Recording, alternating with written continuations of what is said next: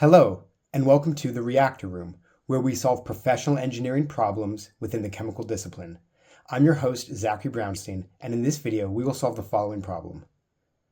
Your company has the opportunity to be the major regional supplier of a specialty electronics adhesive, but the venture requires new equipment which will cost $6 million now and require $750,000 in annual maintenance.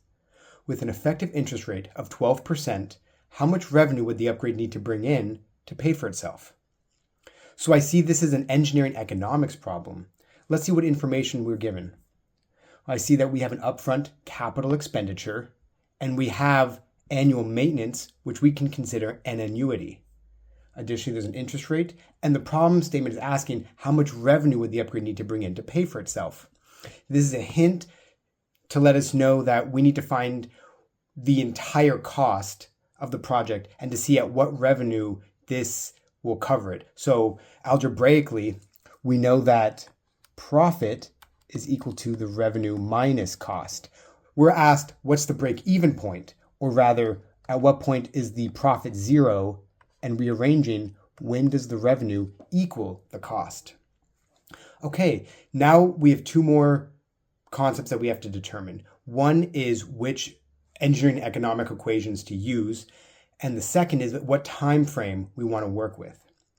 Because we have no time frame that the problem gives us, I think that the best way to approach this is to convert everything to the present value. With regards to which equations to use, the engineering economics notations can be written as such. We have x given y with an interest rate and a time frame. X and y can take the form of one of four different variables. P is the present value, F is the future value, A is an annual payment or an annuity, and G is a gradient annuity or a series that changes over time. It looks like we want to convert an annuity payment over forever into present value. So we're going to look at a present value given an annuity.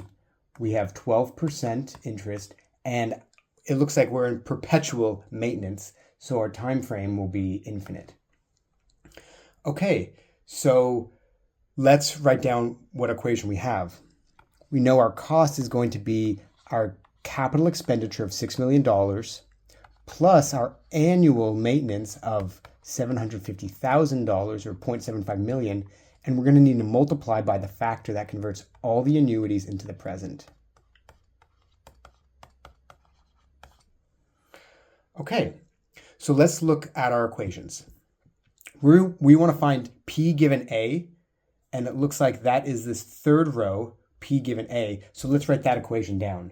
We have 1 plus the interest rate to the n minus 1 all over the interest rate times 1 plus the interest rate to the n. Now that we have our equation, let's plug this in. Our cost is going to be the $6 million expenditure plus the annual maintenance or the annuity, and we're going to have 1 plus 0.12 raised to the infinite minus 1 all over 0.12 times 1 plus 0.12 raised to the infinite. So this is our entire equation.